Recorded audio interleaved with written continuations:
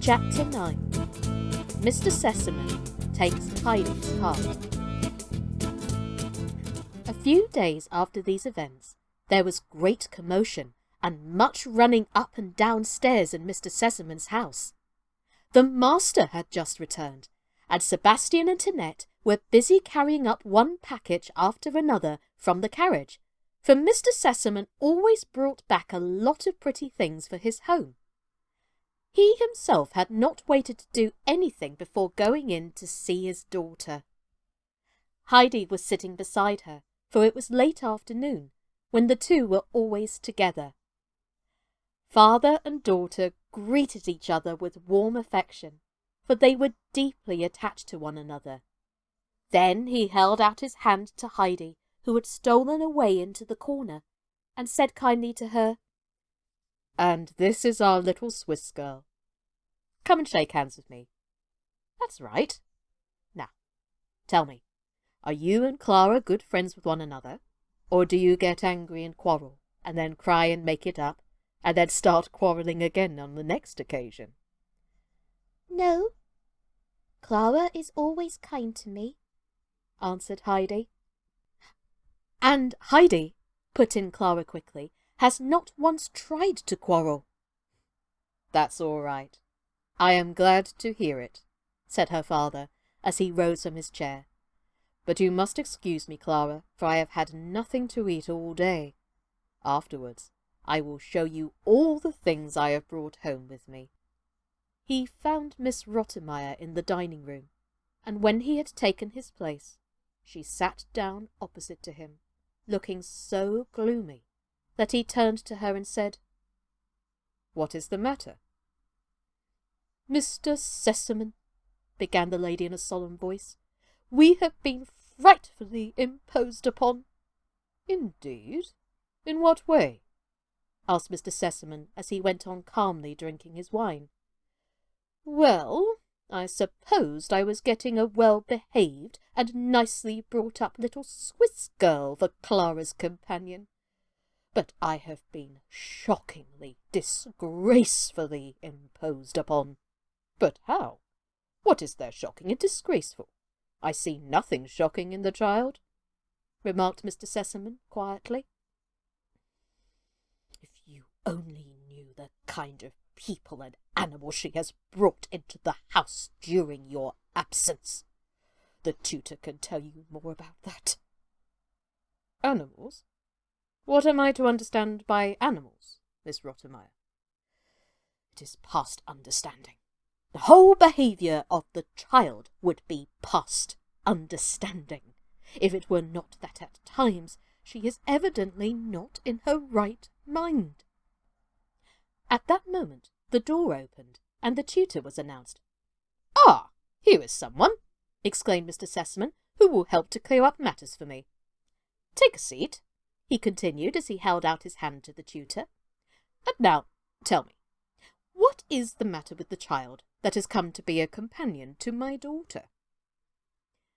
The tutor started in his usual style. "If I must give my opinion about this little girl, I should like first to state that if on one side there is a lack of development which has been caused by the more or less careless way in which she has been brought up—" "My good friend," interrupted Mr. Sesseman, "you are giving yourself more trouble than you need. I only want to know what your opinion is as to her being a fit companion, or not, for my daughter." "I should not like in any way to prejudice you against her," began the tutor once more, "for if on the one hand there is a certain inexperience of the ways of society, owing to the uncivilized life she led up to the time of her removal to Frankfurt, on the other hand she is endowed with certain good qualities, and, taken on the whole—" "Excuse me, my dear sir, do not disturb yourself, but I must. I think my daughter will be wanting me."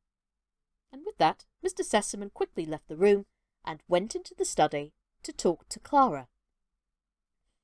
"And now, my dear," he said, drawing his chair nearer and laying his hand in hers, What kind of animals has your little companion brought into the house?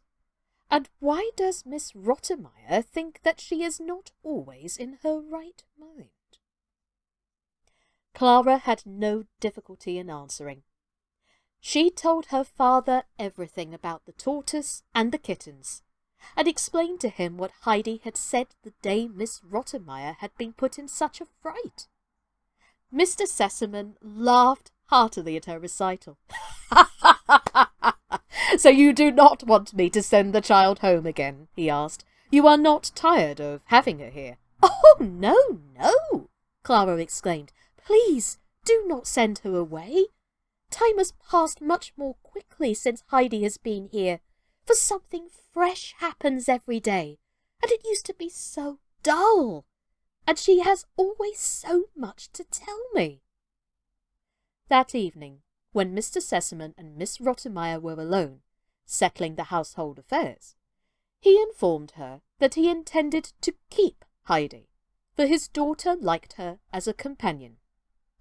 "I desire," he continued, "that the child shall be in every way kindly treated, and that her peculiarities shall not be looked upon as crimes. If you find her too much for you alone, I can hold out a prospect of help, for I am expecting my mother here on a long visit, and she, as you know, can get along with anybody, whatever they may be like." "Oh, yes, I know," replied Miss Rottermyer, but there was no tone of relief in her voice as she thought of the coming help. Mr. Sesseman was only home for a short time. He left for Paris again before the fortnight was over, comforting Clara with the prospect of her grandmother's arrival, which was to take place in a few days' time. Clara talked so much about her grandmother that Heidi began also to call her Grandmamma, which brought forth a look of displeasure from Miss Rottermyer. As she was going to her room that night, Miss Rottermyer waylaid her, and gave her strict orders not to call Mrs. Sesseman Grandmamma, but always to say Madam. My goodness, she always has the last word, doesn't she? Now, ladies and gentlemen, boys and girls, let us hope that Grandmamma Sesseman is just as lovely as her son depicts. Tune in next time for Chapter 10 of Heidi by Johanna Spyri. My name's Sascha Cooper, and this has been Quarantine Kids Story Time. Take care, everybody, and as always, stay safe out there. Bye-bye!